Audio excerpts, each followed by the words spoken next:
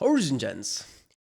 Let's resume the OG video at Sam Houston. Holy shit, somebody even said in the comment, the Houston, Texas is named after this guy.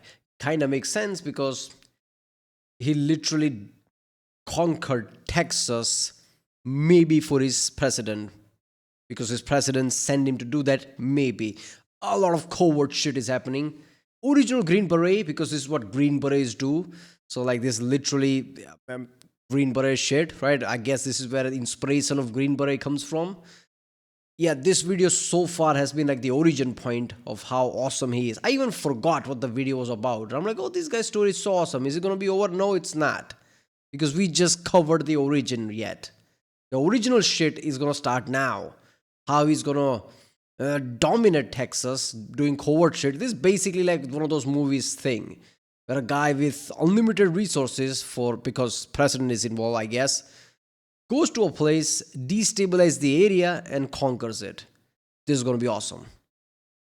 So Sam Houston rides into Texas and immediately starts establishing himself as a politician inside of Texas. First thing he has to do, he has to get baptized as Catholic, because you have to be a Catholic to own land in Mexico. Once he does that, he acquires like 4,000 acres of land, and then he opens up his law practice. From here, he discovers there's already a group of like local politician and wealthy business people that want to have a Texas revolution and separate from Mexico. This is called the War Party. And the War Party isn't just comprised of European and American immigrants. It's also comprised of native Chicanos too, and they want to be separated from Mexico as well, because Mexico right now is being ran by Santa Anna, who more or less is a pretty brutal dictator who views all of his constituents, especially those in Texas, as children that need his guidance, and they need to shut the fuck up and listen to him, and nobody likes it. So he's immediately getting involved in this government that's organizing a revolution, and one of the first big things that he does is he goes out to the Native American tribes and makes treaties with the new potential government and all these Native American tribes. He leverages his Native American background and basically ensures that the Native American tribes aren't going to back Mexico and fight him as well. So that happens. Then for like the next 3 years, he's bringing in more supplies, more guns, more gunpowder, more people, everything he's going to need to have a revolution and fight off Santa Anna and the Mexican army. By 1835, the new government's starting to get propped up, and every region of Texas has basically elected delegates that they send off to Washington, Texas to establish a new government. They're working on getting a constitution, a Declaration of Independence. They're working on getting the whole government thing figured and nailed out,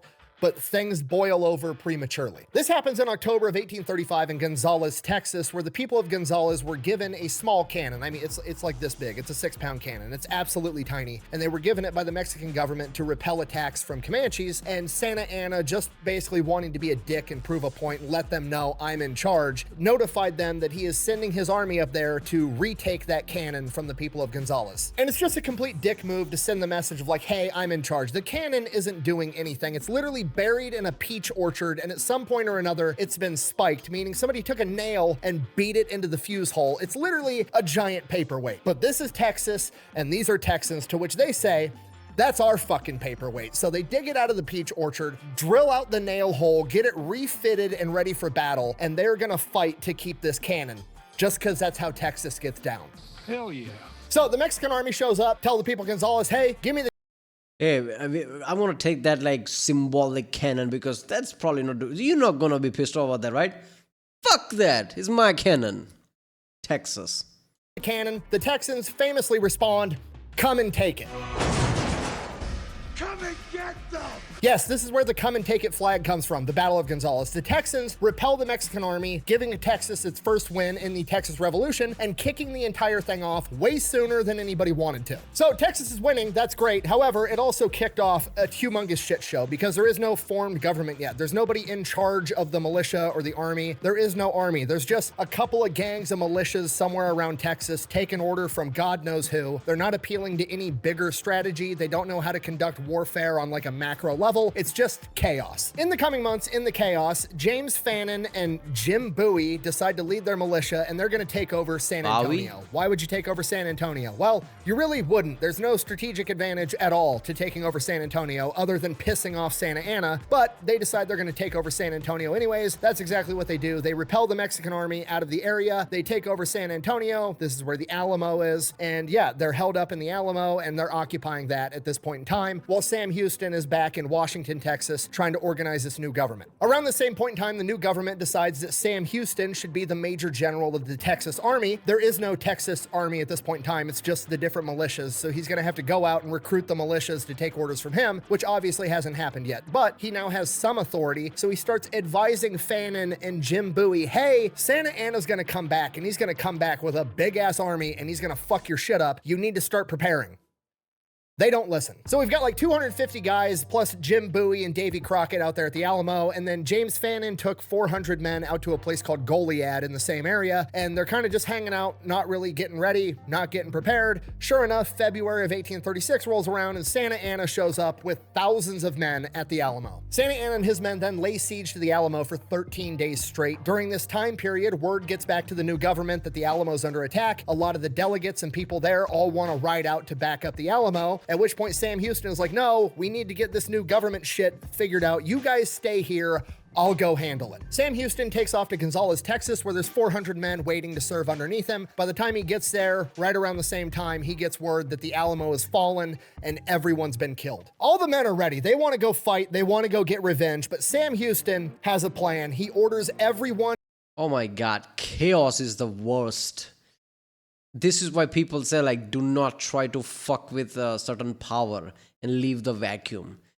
This is not even that level of extreme, because literally, like, creating new thing is still kind of a power vacuum, right? Like, government hasn't formed yet. Like, nobody's like, who's the leader? And they're like, oh my God, they're gonna come back. And people are like, fuck that, I'm not afraid of that. And just like chill out. They did come back and killed everyone.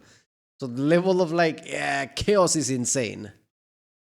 To retreat to the east away from the Alamo. He then sends an order to James Fannin in charge of the other 400 guys at Goliad, tells him to do the same thing, retreat eastward, we'll regroup, we'll fight together. James Fannin doesn't listen, gets surrounded, and is forced to surrender. Once they've surrendered and are now prisoners of war, Santa Anna has all of them executed. So that's it. Sam Houston and his 400 guys are the only army left in Texas to be able to fight back against Santa Anna, and he is not interested in fighting him right now. He's headed the other direction, east. And nobody knows why. The men are getting pissed off. They want to turn around and go fight, but it's going to be a disaster because he has thousands of men versus 400. The new Texas government wants him to turn around and fight. He keeps denying the order. He's like, no, I'm keeping my own counsel. We're heading east. Just trust me. He's got some plan, but nobody knows what it is. And he's driving his men hard. They're covering like 25, 30 miles a day. They cross the Guadalupe River. Then they cross the Colorado River. And then the new Texas government sends 30 miles a day,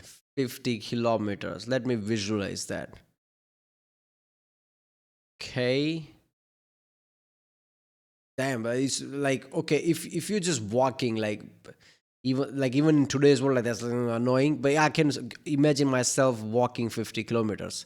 But if you're walking with a military equipment and a military thing, obviously this is not a modern time. There are not going to be roads, like paved roads and shit. Like, so yeah, 50 kilometers is like big deal, especially like it's like a 400 people convoy, right?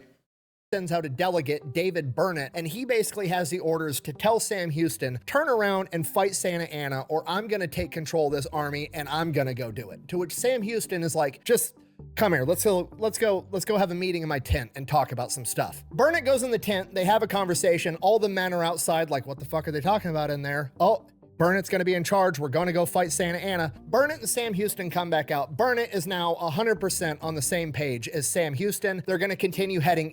I thought this is going to be one of those, you know, that clip of a lawyer, obviously in Texas, lawyer just telling judge, do you want to take this outside? And judge and lawyer go outside and like literally beat the shit out of each other. Others is going to be like, yeah, come here in my tent. Literally like, yeah, Sam Houston kicking the piss out of him. But no, that didn't happen. East, everybody is like, what the fuck is going on? The men legitimately are concerned that Sam Houston has put Burnett under some type of Cherokee spell. In reality, Sam Houston has just revealed to Burnett his plan. You see, the United States of America and Mexico don't really agree on where Texas is. There's a disputed territory, a no man's land, so to speak, between the Natchez and the Sabine River. That area, America's claiming they own all the way up to the Natchez, and Mexico's claiming they own all the way up to the Sabine. So this area in the middle is disputed territory. And Sam Houston knows that Andrew Jackson has sent the American army under the command of General Gaines all the way up to the Sabine River, and the American army is sitting on the Sabine River waiting for Sam Houston to show up, and if he can bait Santa Anna past the Neches River into that no man's land, the American army is going to have just enough leeway to be able to go in there and back him up without it being an act of war, because they get to argue, I didn't invade Mexico, that's our territory, it's disputed land. Okay, if you're not picking up what I'm putting down, this is an antique. Imagine that shit, right? Like, he's like, the pissant Texas, the new country. What the fuck they know with just few hundred people? I'm gonna cross them. I just crossed them, killed everyone. I'm gonna cross this 400 people. It's nothing. And just walked into like American army, just standing there like, fuck. Just looking around. Oh no, this is like no man's land. Oh no.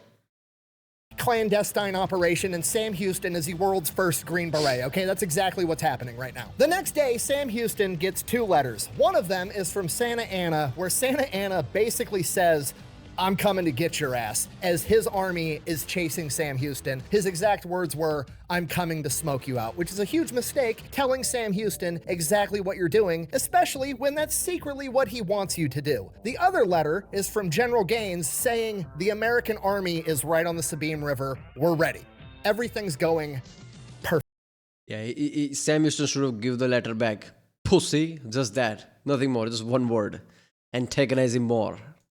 Everything, down to the last minute details. Then everything changes. Houston hears back from his scouts that Santa Anna has split his army. Santa Anna himself has taken a small contingency, like 900 men, and he is chasing down Sam Houston to eradicate the last army in Texas, and he's sent the rest of his military to head out to where the new government's at, and he's going to capture them and shut down this entire rebellion right in one fell sweep. Now, that's a pretty good plan, but it also gives Sam Houston a chance to capture Santa Anna, and if he captures the dictator, he's captured their government, so he wins by default anyways. This is literally 2 kings on the chessboard duking it out. And he figures all this out when they're crossing a place near the San Jacinto River called Buffalo Bend, which is eerily similar, almost identical to Horseshoe Bend that he fought the battle in under Andrew Jackson, except now the roles are going to be reversed. He's going to have this supreme defensive position. It's surrounded by river on 3 sides, and the only way in is across a wooden bridge. Sam Houston brings his 400 men in there and positions them in a fashion that when Santa Anna goes to line up against him, his army is going to have an uncrossable marsh behind them, a river behind that, and the only way out is this wooden bridge. So he's got a plan. He's going to trap Santa Anna. The only problem now is it's 400 men with Sam Houston versus Santa Anna with 900. Not looking like great odds. Now, I can't prove that this happened, but I'm going to go out on a limb and say that Sam Houston wrote a letter to General Gaines over on the Sabine River and is like, hey, we're not going to make it. Why do I think he wrote this letter? Well, because coincidentally, while he's in Buffalo Bend, like 500 American volunteers that all had recent military experience all show up carrying US-issued rifles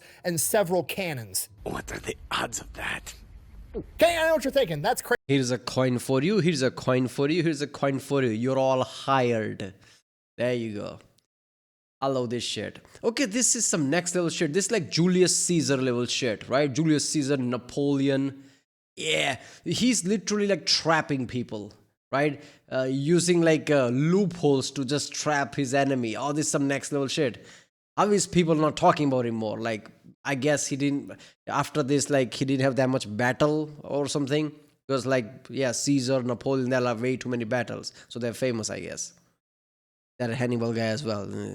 Crazy. The American military can't go invading a foreign nation. That would be an act of war. You're absolutely correct. And I'm sure, I'm positive there's absolutely no way that General Gaines told his guys what was going on and then proceeded to look the other way while 500 dudes dressed out of their uniforms into civilian clothing and then marched their asses into Mexico to back up Sam Houston. I'm positive that didn't happen. Yeah, of course not.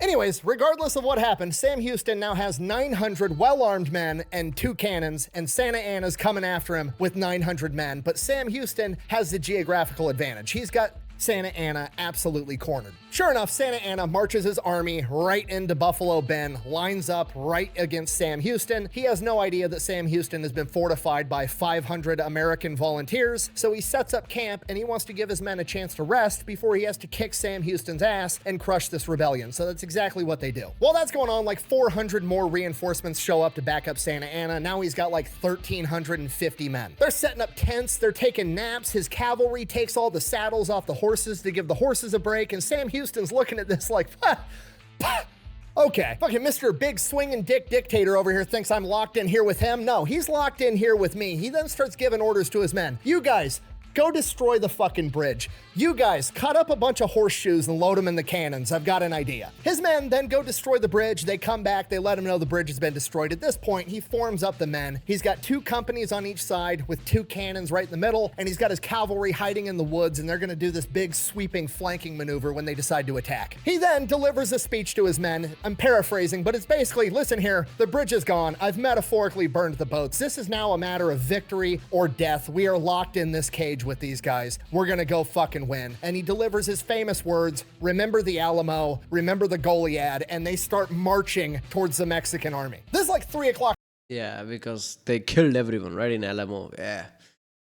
Somebody told me in the comment, like, we still have the phrase, like, remember the Alamo. I'm like, what is that about? Now it makes sense. I'm guessing in Texas, this is like really famous account.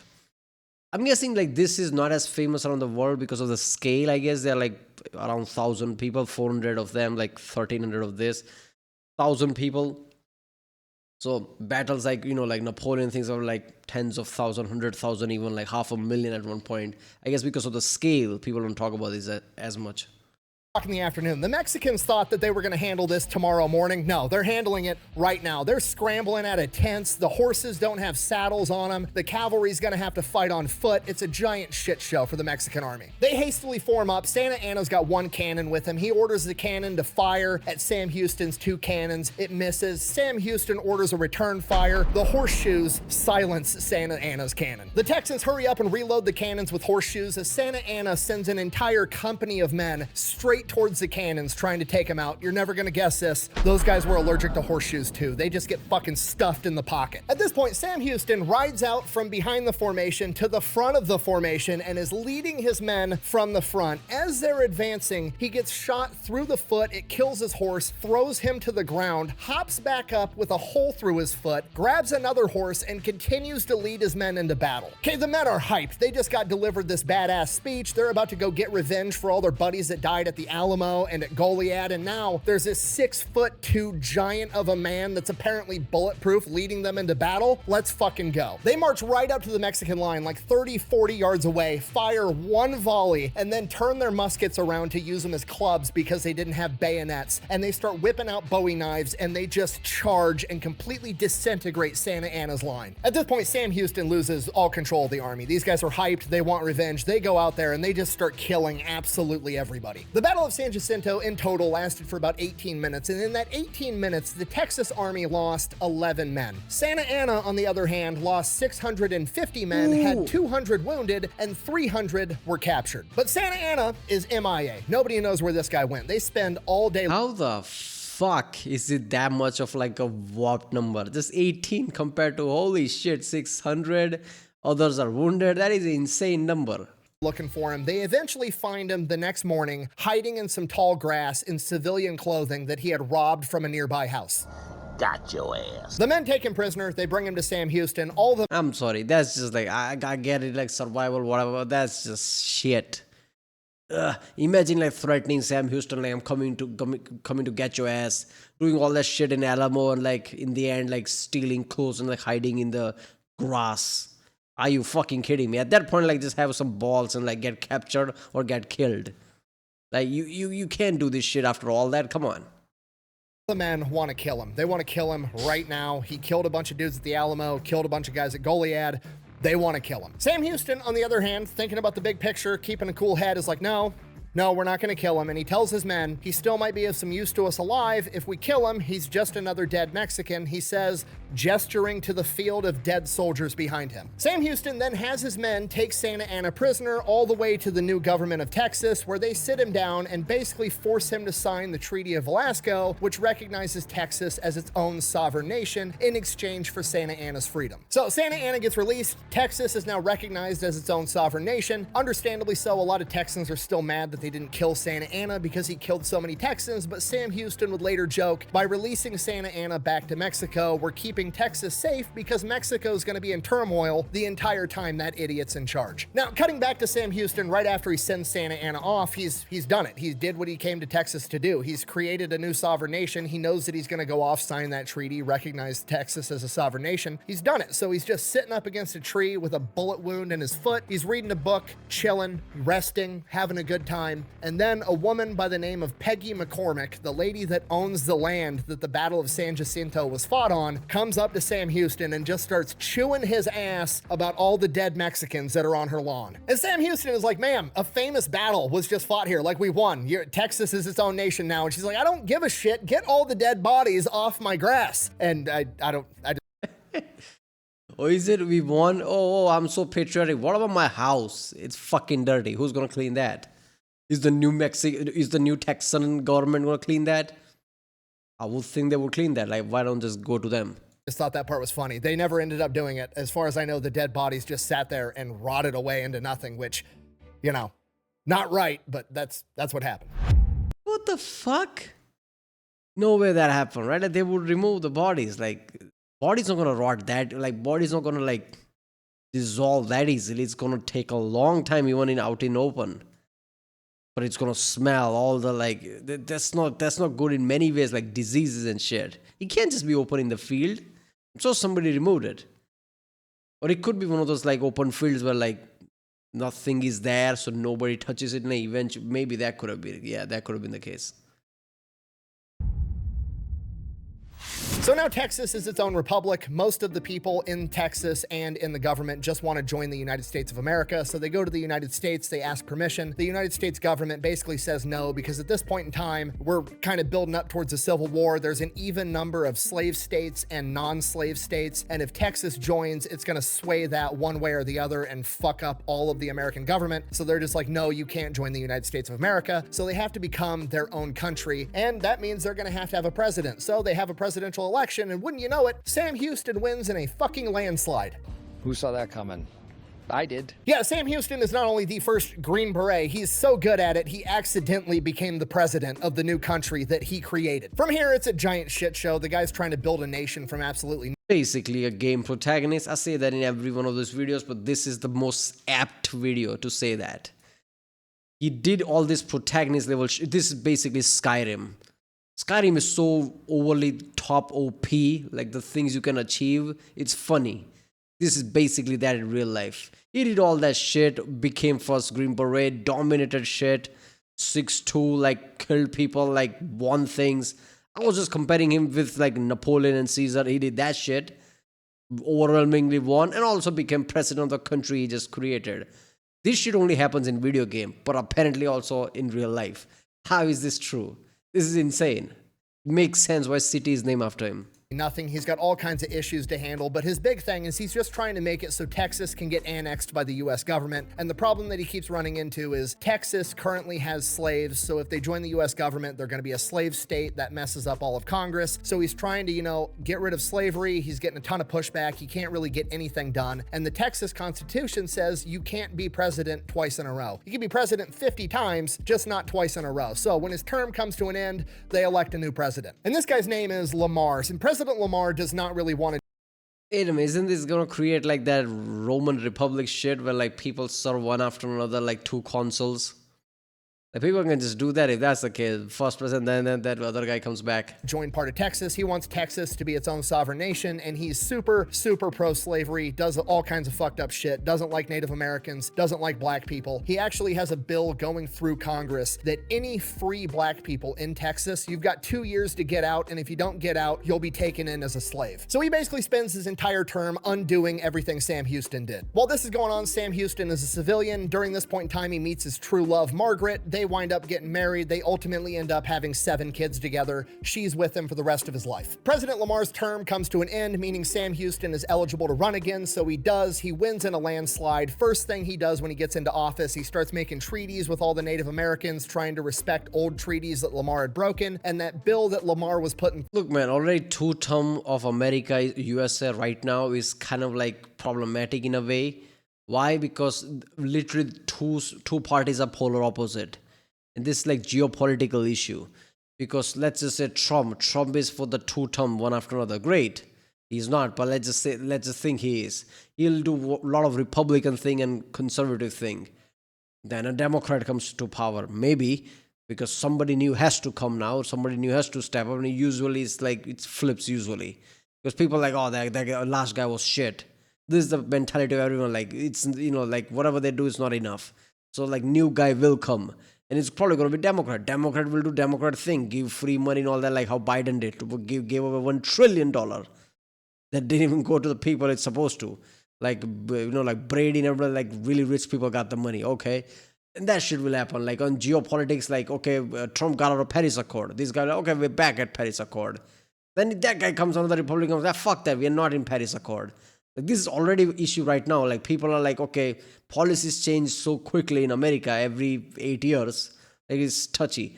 In Texas, just one term, like this will just go back and forth, back and forth. People are like, you know what? I don't want to do any geopolitical thing with you because you're unstable. Wouldn't that be an issue? One term is insane. Like only 4 years or something.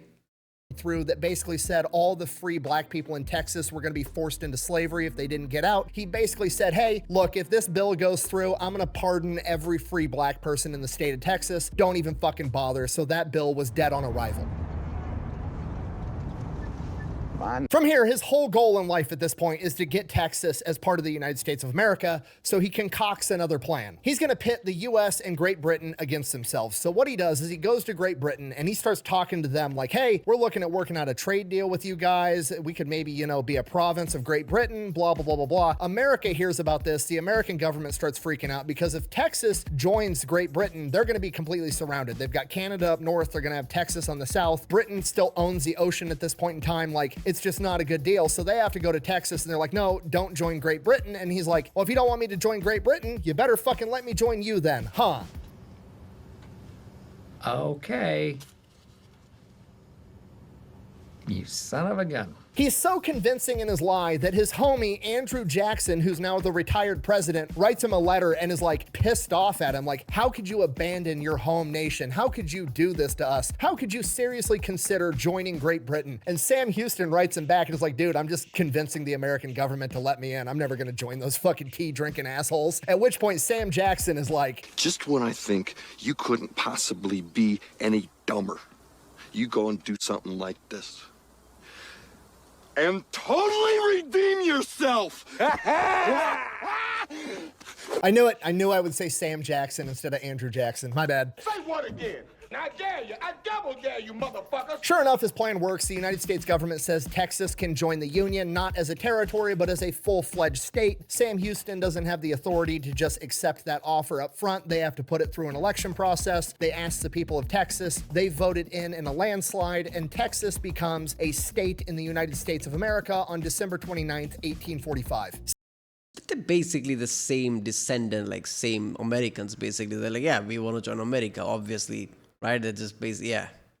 Sam Houston has been successful in his endeavor, meaning that he has just worked himself out of a job because the president of the Republic of Texas no longer exists. So he decides that he's going to run for Senate as Texas's first senator, and he wins, and he ships off to Washington, D.C. to represent the people of Texas. Once he gets to Washington, D.C., it's a giant shit show. The Civil War is a-brewing. There's all kinds of talks about secession, and he remembers back to his conversation with Marquis de Lafayette. He cannot let this union fail. He can't let America go to war with itself and let the kings and the monarchs of Europe win. He has to prove that common people can in fact lead themselves. He can't let them fight each other. And that becomes the only thing he cares about, is keeping the Union together, and everybody fucking hates him for it because he's in Washington, D.C. as a 6'2" giant national hero, and he is just chewing out extremists on both sides of the aisle. He's chewing out the hardcore slave owners, and he's chewing out the hardcore abolitionists. He's looking over at the slave owners like, slavery's wrong, you know it's wrong, we do need to get rid of it. Then he's looking at the abolitionists like, shut the fuck up, you're just acting like you're better than the slave owners when you're not. The only reason that you don't want to own...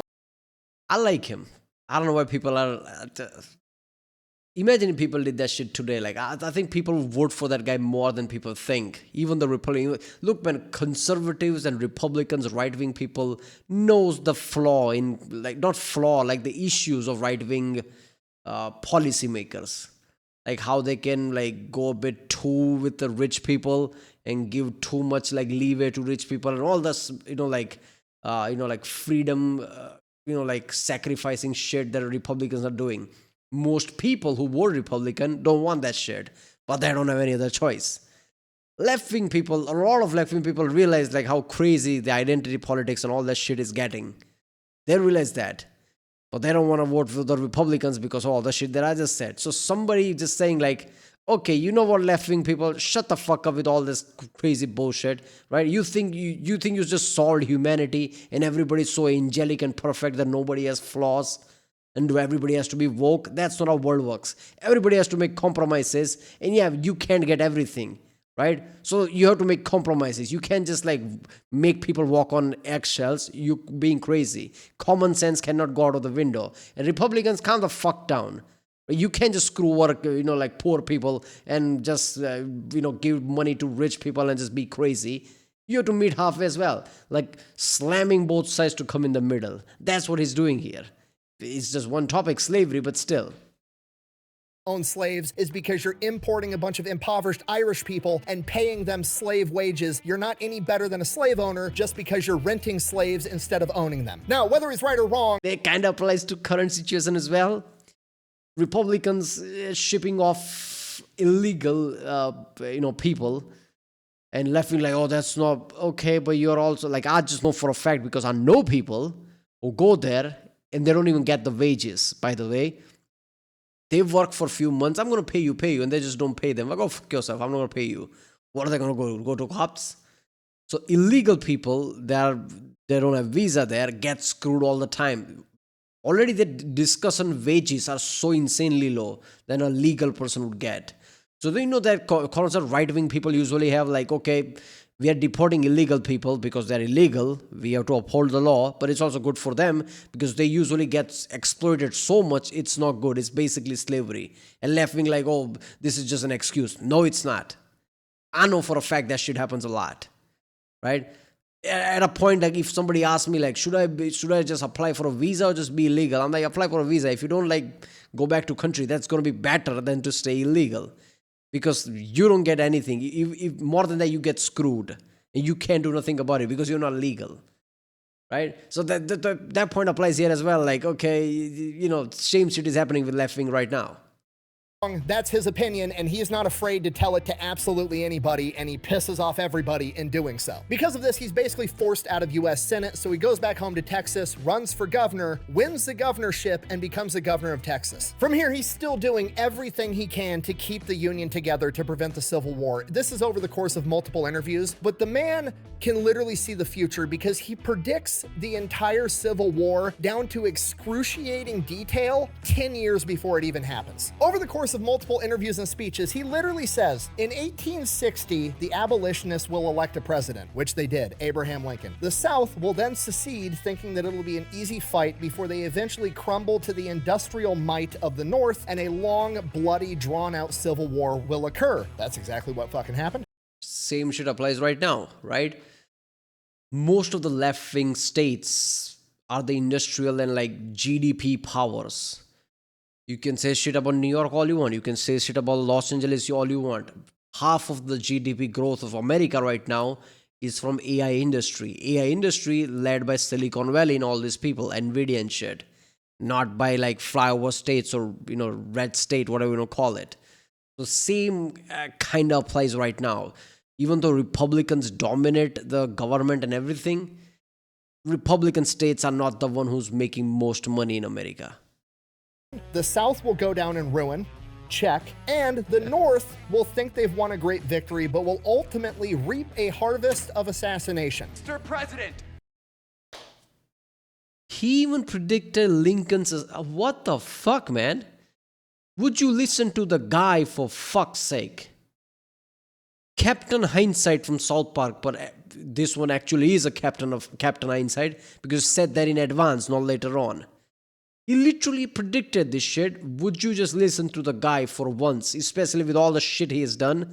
He created Texas as an entity. I think he's like, if Albert Einstein came here and like warned people of certain things, I think people would listen because it's Einstein. Why would you not listen to Einstein when it comes to science? Why would you not listen to Sam Houston after all the shit he's done? Like, okay, let's listen to, like, he knows shit. At least let's pay attention and like be wary of things.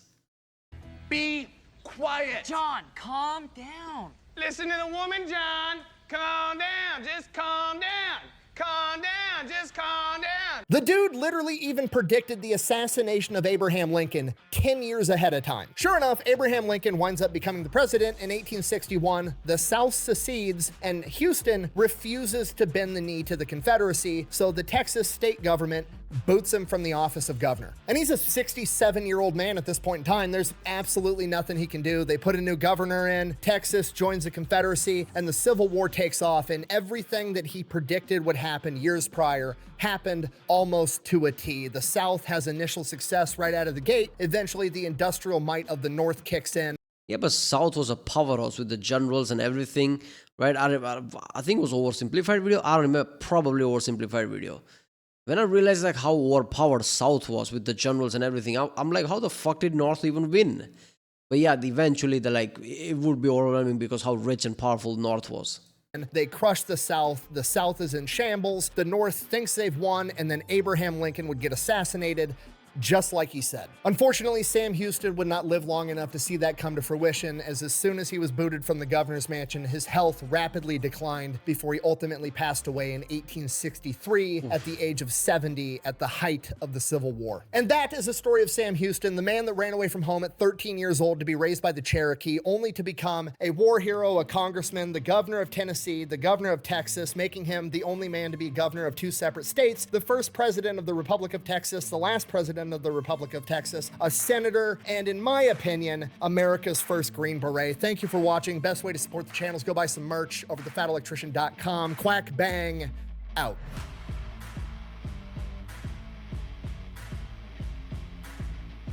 I feel like they should have told me at least some of this when I was at Fort Sam Houston going to school to be a medic. So even you people in Texas don't care about this. That pisses me off, right? Like at least locals should know about this. All right. You know what pisses me off right now? Like what dawned on me? Look at his fucking life. He was a kid, didn't like shit. He just ran away and went with Cherokee Indians, lived like Cherokee Indians. Went back and forth, a lot of wars, a lot of things, made Texas become a president, senator, had wives and lived as a governor and then retired and slowly died. How much shit from one way to another, how many lives did he had in just one lifetime? He didn't even live to be 100 or something, he was 67. Look at people now, what the fuck are you doing? Okay, imagine your life, you were a kid, you did something, you're still that. How many different things you've done? I'm counting myself in this one as well. What are we doing? People had so many lives back then, did so many things. Even from being Cherokee Indian to certain things, being friend with the president of the United States, wars, being Green Beret, making Texas. How many shit he did? That's insane. That's adventure. That's basically video game level shit. People used to live like that. Damn, all right. That basically stuck with me more than the entire story. Alright, well, if you like my next one, subscribe, and yeah, I'll see you next time.